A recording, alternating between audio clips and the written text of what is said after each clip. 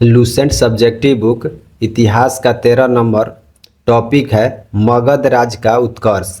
यानी इस टॉपिक का निचोड़ एमसीक्यू इस सेट में तैयार कर लिया गया है। अब आपको एक एक क्वेश्चन 4 ऑप्शन के साथ इस थ्योरी बुक में दिखाते हुए करवाएंगे। यानी इस टॉपिक का निचोड़ एमसीक्यू इस सेट में दिया गया है। तो देखिए 13 नंबर टॉपिक इसमें भी है मगध राज का उत्कर्ष। ठीक, इसमें भी देखिए 13 नंबर टॉपिक क्या है, मगध राज का उत्कर्ष। तो पहला क्वेश्चन से स्टार्ट करते हैं। पहला प्रश्न देखिए क्या है, मगध के सबसे प्राचीन वंश का संस्थापक कौन था। मगध के सबसे प्राचीन वंश का संस्थापक कौन था, क्वेश्चन है। ठीक, देखते हैं इस बुक में क्या दिया है। तो पढ़िए, फर्स्ट लाइन पढ़िए यहाँ से, मगध के सबसे प्राचीन वंश के संस्थापक बृहद्रथ था। कौन था, बृहद्रथ। मगध के सबसे प्राचीन वंश के संस्थापक कौन था, क्वेश्चन था। तो राइट आंसर क्या हो जाएगा, बृहद्रथ।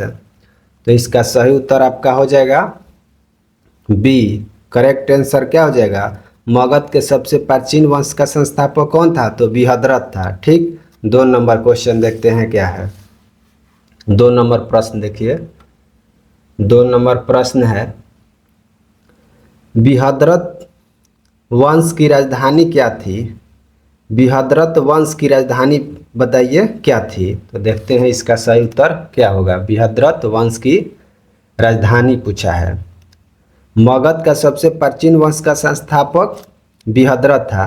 ठीक, इसकी राजधानी कहाँ थी, तो ग्रीवरज राजगिरी। कहाँ पे थी, ग्रीवरज राजगिरी। राइट आंसर क्या हो जाएगा, राइट आंसर आपका 2 नंबर क्वेश्चन का हो जाएगा सी, ग्रीवरज राजगिरी में इसकी राजधानी थी। अगला 3 नंबर प्रश्न है, जरासंध किसका पुत्र था। 3 नंबर क्वेश्चन है, जरासंध किसका पुत्र था। तो देखते हैं इसका सही उत्तर क्या हो जाएगा, जरासंध किसका पुत्र था। तो यहाँ से पढ़िए, मगध के सबसे प्राचीन वंश का संस्थापक कौन था, तो बृहद्रथ था। ठीक, इसकी राजधानी कहाँ थी, तो ग्रीवरज राजगिरी में थी। ठीक, जरासंध किसका पुत्र था, तो बृहद्रथ का था। जरासंध किसका पुत्र था, जरासंध बृहद्रथ का पुत्र था। तो देखिए इसका सही उत्तर हो जाएगा, जरासंध किसका पुत्र था। तो जरासंध किसका पुत्र था, इसका सही उत्तर हो जाएगा बृहद्रथ का पुत्र था जरासंध। राइट आंसर बी हो जाएगा। करेक्ट आंसर क्या हो जाएगा, जरासंध किसका पुत्र था, बृहद्रथ का। ठीक, अगला प्रश्न देखिए, हर्यंक वंश का संस्थापक पूछा है। हर्यंक वंश का संस्थापक कौन था। 4 नंबर प्रश्न है, हर्यंक वंश का संस्थापक कौन था।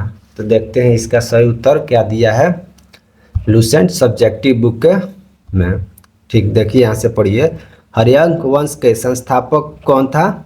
हर्यंक वंश का संस्थापक बिंबिसार मगध की गद्दी पर 544 ईसा पूर्व में बैठा था। कब बैठा था, 544 ईसा पूर्व में। हर्यंक वंश का संस्थापक, क्वेश्चन क्या है कि हर्यंक वंश का संस्थापक कौन था। तो हर्यंक वंश का संस्थापक कौन है, बिंबिसार। ठीक, तो सही उत्तर आपका क्या हो जाएगा इस प्रश्न का, हर्यंक वंश का संस्थापक कौन था, तो बिंबिसार है। राइट आंसर हो जाएगा सी, बिंबिसार।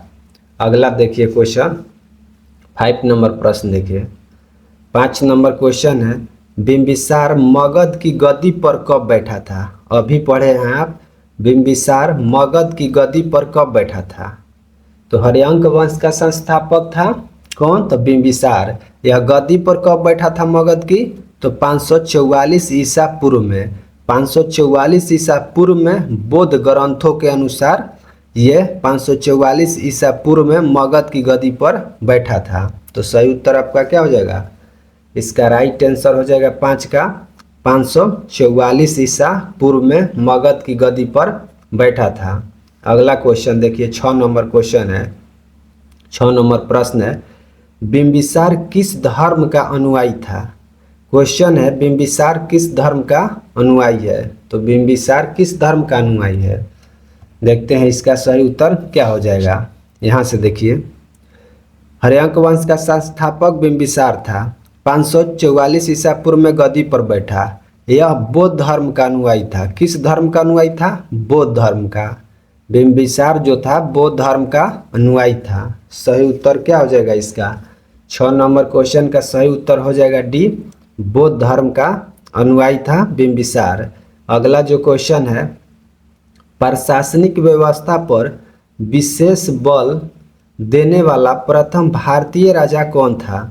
प्रशासनिक व्यवस्था पर विशेष बल देने वाला प्रथम भारतीय राजा कौन था? ठीक, तो इस प्रश्न का राइट आंसर खोजते हैं, क्या हो जाएगा? तो देखते हैं इसमें इसका सही उत्तर क्या दिया है। तो यहाँ से पढ़िए, प्रथम भारतीय राजा कौन? तो बिंबिसार। बिंबिसार प्रथम भारतीय राजा था जिसने प्रशासनिक व्यवस्था पर बल दिया। किस पर दिया? प्रशासनिक व्यवस्था पर बल किसने दिया? बिंबिसार ने। सही उत्तर इसका क्या हो जाएगा? प्रथम भारतीय राजा बिंबिसार ने प्राथमिक व्यवस्था पर बल दिया था। तो राइट आंसर इस प्रश्न का हो जाएगा 7 नंबर क्वेश्चन का, बिंबिसार ने प्रशासनिक व्यवस्था पर बल दिया था। राइट आंसर बी होगा।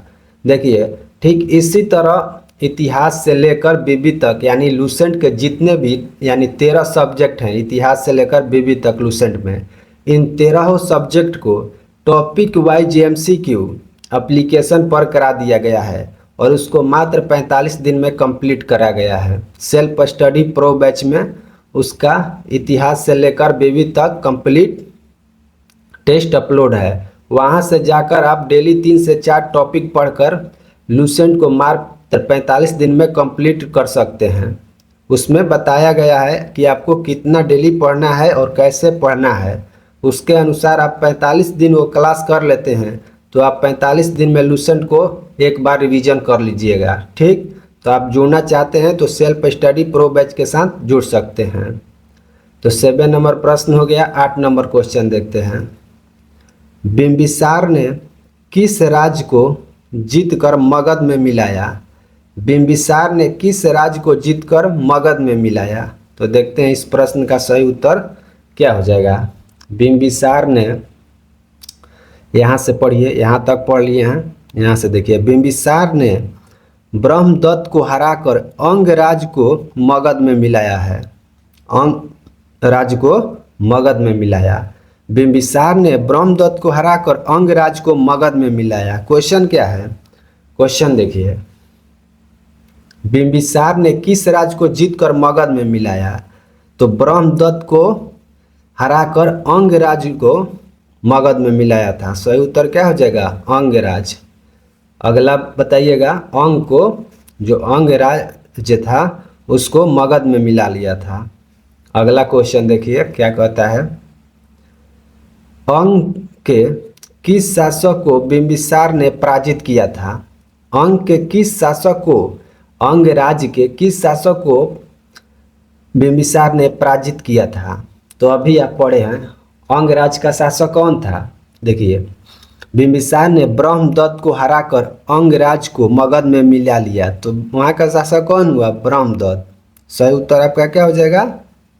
ब्रह्मदत्त। इस प्रश्न का 9 नंबर क्वेश्चन का सही उत्तर ब्रह्मदत्त को हराकर पराजित कर अंग राज्य को मिला लिया था। अगला प्रश्न है, बिंबिसार ने किस नगर का निर्माण कर उसे राजधानी बनाया? 10 नंबर प्रश्न जो है, बिंबिसार ने किस नगर का निर्माण कर उसे अपना राजधानी बनाया? तो इस प्रश्न का सही उत्तर ढूंढते हैं, क्या हो जाएगा? बिंबिसार ने, यहाँ तक पढ़ लिए, अब यहाँ से देखते हैं, बिंबिसार ने राजगिरी का निर्माण कर उसे अपनी राजधानी बनाया। किसको? राजगिरी का निर्माण कर उसे अपनी राजधानी बनाया। ठीक इसी तरह लाइन बाय लाइन क्वेश्चन हमने सारा एप्लीकेशन पर करा दिया है। लूसेंट के जितने भी विषय हैं और जितने भी टॉपिक हैं, एक एक टॉपिक को करवाए हैं। एक भी टॉपिक से बाहर आपको क्वेश्चन देखने को नहीं मिलेगा। उसमें 20 से 25 हज़ार क्वेश्चन अपलोड कर दिया गया है। ठीक, तो इस प्रश्न का सही उत्तर क्या हो जाएगा? बिंबिसार ने किस राज्य का निर्माण किया था? राजगिरी। सही उत्तर आपका क्या हो जाएगा 10 नंबर प्रश्न का? बिंबिसार ने किस नगर का निर्माण कर उसे राजधानी बनाया? तो राजगिरी का निर्माण कर उसे अपनी राजधानी बनाया। ठीक, 11 नंबर क्वेश्चन देखिए, बिंबिसार ने लगभग कितने वर्षों तक शासन किया? बिंबिसार ने लगभग कितने वर्षों तक शासन किया? तो इस प्रश्न का सही उत्तर ढूंढते हैं, क्या हो जाएगा? तो देखिए यहाँ से पढ़िए, बिंबिसार ने मगध पर करीब 52 वर्षों तक शासन किया। कितने वर्षों तक? 52 वर्षों तक बिंबिसार ने मगध पर शासन किया था। कितने वर्ष तक? 52 वर्ष तक। सही उत्तर क्या हो जाएगा? बिंबिसार ने लगभग कितने वर्षों तक शासन किया मगध पर? तो 52 वर्ष तक। सही उत्तर बी हो जाएगा। अगला है, बिंबिसार ने किस बुद्ध की सेवा में किस राजवैद्य को भेजा था? सॉरी, क्वेश्चन पढ़िए अब से।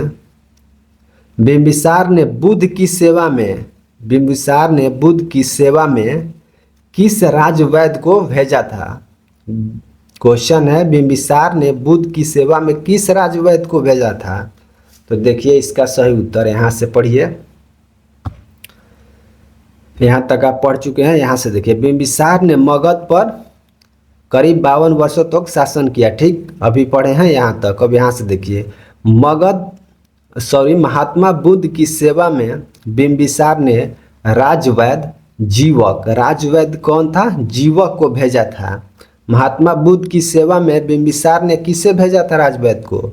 तो जीवक राजवैद्य को भेजा था। सही उत्तर इस प्रश्न का 12 नंबर क्वेश्चन का हो जाएगा जीवक, राजवैद्य जीवक को बिंबिसार ने बुद्ध की सेवा के लिए भेजा था। ठीक, अगला प्रश्न देखते हैं, 13 नंबर क्वेश्चन। 13 नंबर प्रश्न है, अवंती के राजा प्रघोद किस रोग से ग्रसित थे? अवंती के राजा प्रघोद किस रोग से ग्रसित थे? तो इस प्रश्न का सही उत्तर ढूंढते हैं, बुक में क्या दिया गया है। तो देखिए, अभी आपको यहाँ तक कंप्लीट किया, महात्मा बुद्ध की सेवा में बिंबिसार ने राजवैद्य जीवक को भेजा था। ठीक, अगला देखिए, अवंती के राजा प्रघोद जब पांडु रोग से ग्रसित थे, उस समय भी बिंबिसार ने जीवक को उनकी सेवा शुश्रूषा के लिए भेजा था। किसको? तो जीवक को। राजा ने, बिंबिसार ने जीवक को प्रघोद की सेवा के लिए भेजा था जब पांडु रोग से ग्रसित थे। तो आपका सही उत्तर क्या हो जाएगा? 13 नंबर क्वेश्चन है, अवंती के राजा प्रघोद किस रोग से ग्रसित थे? तो पांडु रोग से ग्रसित है। सही उत्तर इसका क्या हो जाएगा? बी, पांडु रोग। अगला प्रश्न देखिए, 14 नंबर क्वेश्चन कहता है, बिंबिसार ने कौशल नरेश प्रसेनजीत की बहन से विवाह किया, उनका नाम क्या था? प्रसेनजीत की बहन का नाम बताना है, क्या है जिससे बिंबिसार ने विवाह किया था। तो ढूंढते हैं इस प्रश्न का सही उत्तर क्या होगा। तो देखिए यहाँ से पढ़िए, बिंबिसार ने वैवाहिक संबंध स्थापित कर अपने राज्य का विस्तार किया। वैवाहिक संबंध स्थापित कर अपने राज्य का विस्तार किया। ठीक, इसने कौशल नरेश प्रसेनजीत की बहन महाकोशला, प्रसेनजीत की बहन कौन थी? महाकोशला से शादी किया। तो इस प्रश्न का सही उत्तर क्या हो जाएगा? प्रसेनजीत की बहन से विवाह किया, उनका नाम क्या था? क्वेश्चन है, तो क्या था? महाकोशला। सही उत्तर डी हो जाएगा, महाकोशला इसका करेक्ट आंसर हो जाएगा। अगला प्रश्न देखिए, चेलना किसकी पुत्री थी? चेलना बताइएगा किसकी पुत्री थी जिससे बिंबिसार ने विवाह किया था। तो देखते हैं चेलना किसकी पुत्री थी। तो देखिए इसमें चेलना, देखिए वैशाली के चेटक की पुत्री चेलना, वैशाली की चेटक की पुत्री थी चेलना जिससे बिंबिसार ने विवाह किया था। तो किसकी पुत्री थी? तो राजा चेटक की। सही उत्तर हो जाएगा, चेलना किसकी पुत्री थी? तो राजा चेटक की, वैशाली के राजा चेटक की पुत्री थी चेलना। अगला प्रश्न है, क्षेमा किस प्रदेश की राजकुमारी थी? क्षेमा किस प्रदेश की राजकुमारी थी? ढूंढते हैं इस प्रश्न का सही उत्तर। यहाँ देखिए, तथा मध्य देश यानी आधुनिक नाम है उसका पंजाब की राजकुमारी क्षेमा से शादी की। यानी मद्र देश की थी क्षेमा। क्वेश्चन क्या है, क्षेमा किस प्रदेश की राजकुमारी थी? तो मद्र देश, जिसका आधुनिक नाम अभी पंजाब है। सही उत्तर इस प्रश्न का क्या हो जाएगा? इस प्रश्न का आपका सही उत्तर हो जाएगा मद्र देश। यानी बिंबिसार ने प्रसेनजीत की बहन महाकोशला, ठीक, और चेटक की पुत्री चेलना और क्षेमा प्रदेश की राजकुमारी मद्र देश की राजकुमारी क्षेमा से विवाह कर अपने राज्य का विस्तार किया था। ठीक, अगला प्रश्न देखिए, बिंबिसार की हत्या किसने की? 17 नंबर क्वेश्चन जो है, बिंबिसार की हत्या किसने की? तो बिंबिसार की हत्या किसने किया था? ढूंढते हैं इस प्रश्न का सही उत्तर। बिंबिसार की हत्या उसके पुत्र, बिंबिसार का ही पुत्र अजातशत्रु ने ही कर दिया। किसने किया? अजातशत्रु ने। बिंबिसार की हत्या उसके पुत्र अजातशत्रु ने कर दी और वह 493 ईसा पूर्व में मगध की गद्दी पर बैठा। तो क्वेश्चन क्या है, हत्या किसने की? तो अजातशत्रु उसका पुत्र ही था। सही उत्तर 17 नंबर क्वेश्चन का क्या हो जाएगा? बिंबिसार की हत्या किसने की? तो अजातशत्रु ने। अजातशत्रु कौन था? बिंबिसार का पुत्र था। ठीक, अगला क्वेश्चन देखिए, 18 नंबर प्रश्न है, अजातशत्रु मगध की गद्दी पर कब बैठा था? 18 नंबर क्वेश्चन है, अजातशत्रु मगध की गद्दी पर कब बैठा था? ठीक, तो अभी आप पढ़े हैं इस बुक में। देखिए, बिंबिसार की हत्या कर उसका पुत्र जो था अजातशत्रु ने कर दी। ठीक, बिंबिसार की हत्या उसके पुत्र किसने की? अजातशत्रु ने। और वह गद्दी पर कब बैठा मगध की? तो 493 ईसा पूर्व में। मगध की गद्दी पर कब बैठा? 493 ईसा पूर्व में। सही उत्तर क्या हो जाएगा? 18 का राइट आंसर आपका हो जाएगा सी, 493 ईसा पूर्व में मगध की गद्दी पर बैठा था अजातशत्रु। अगला प्रश्न है, अजातशत्रु का उपनाम क्या था? अजातशत्रु का उपनाम क्या था, बताइएगा। तो देखते हैं उपनाम इसका क्या था अजातशत्रु का। ठीक, गद्दी पर बैठा, इसका उपनाम क्या था? कुणिक था। यानी अजातशत्रु 493 ईस्वी मगध की गद्दी पर बैठा, इसका उपनाम जो था कुणिक था। क्या था? कुणिक। कुणिक इसका सही उत्तर हो जाएगा। इस प्रश्न का राइट आंसर 19 का हो जाएगा बी, अजातशत्रु का उपनाम जो था कुणिक था। अगला क्वेश्चन देखिए, प्रारंभ में अजातशत्रु किस धर्म का अनुयायी था? प्रारंभ में अजातशत्रु किस धर्म का अनुयायी था? अजातशत्रु किस धर्म का अनुयायी था प्रारंभ में? तो देखिए यहीं पर दिया गया है, यहाँ पर पढ़िए। प्रारंभ में जैन धर्म का अनुयायी था अजातशत्रु। अजातशत्रु का उपनाम क्या था? कुणिक। ठीक, यह प्रारंभ में जैन धर्म का अनुयायी था। तो किस धर्म का अनुयायी था? जैन धर्म। इस प्रश्न का सही उत्तर हो जाएगा 20 का। अगला क्वेश्चन है, अजातशत्रु ने लगभग कितने वर्षों तक शासन किया? अजातशत्रु ने लगभग कितने वर्षों तक मगध की गद्दी पर शासन किया? तो इस प्रश्न का सही उत्तर देखिए क्या दिया है। अजातशत्रु ने 32 वर्षों तक मगध पर शासन किया। कितने? 32 वर्ष तक मगध की गद्दी पर शासन किया था अजातशत्रु। तो इस प्रश्न का राइट आंसर क्या हो जाएगा? 32 वर्षों तक शासन किया। अगला प्रश्न देखिए, अजातशत्रु के सुयोग मंत्री का नाम क्या था? अजातशत्रु के सुयोग मंत्री का नाम बताना है, क्या था? देखते हैं इस प्रश्न का आंसर क्या होगा। अजातशत्रु के सुयोग मंत्री का नाम था वर्षाकार। क्या था? वर्षाकार। अजातशत्रु के सुयोग मंत्री का नाम क्या था? वर्षाकार। तो 22 नंबर क्वेश्चन का सही उत्तर क्या हो जाएगा? सी, यानी अजातशत्रु के सुयोग मंत्री जो थे वर्षाकार थे।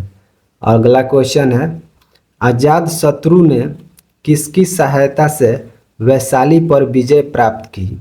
23 नंबर प्रश्न जो है, अजातशत्रु ने किसकी सहायता से वैशाली पर विजय प्राप्त की थी? तो इस प्रश्न का राइट आंसर क्या होगा? तो सहायता से, देखिए अजात शत्रु के सहयोग मंत्री का नाम था वर्षाकार, ठीक। इसी की सहायता से अजात शत्रु ने वैशाली पर विजय प्राप्त की। किसकी सहायता से? तो वर्षाकार की सहायता से अजात शत्रु ने वैशाली पर विजय प्राप्त की थी। तो राइट आंसर क्या हो जाएगा 23 का? 23 का आपका सही उत्तर हो जाएगा वर्षाकार की सहायता से अजात शत्रु ने वैशाली पर विजय प्राप्त की थी। अगला क्वेश्चन देखिए 24 नंबर प्रश्न क्या कहता है। 24 नंबर क्वेश्चन देखिए, लिच्छवी के विरुद्ध युद्ध में आजाद शत्रु ने कौन से गुप्त हथियारों का प्रयोग किया? लिच्छवियों के विरुद्ध युद्ध में आजाद शत्रु ने कौन से गुप्त हथियारों का प्रयोग किया? तो इस प्रश्न का सही उत्तर क्या होगा? देखिए यहाँ पर दिया गया है, अभी आप यहाँ तक पढ़ लिए, ठीक। यहाँ से पढ़िए,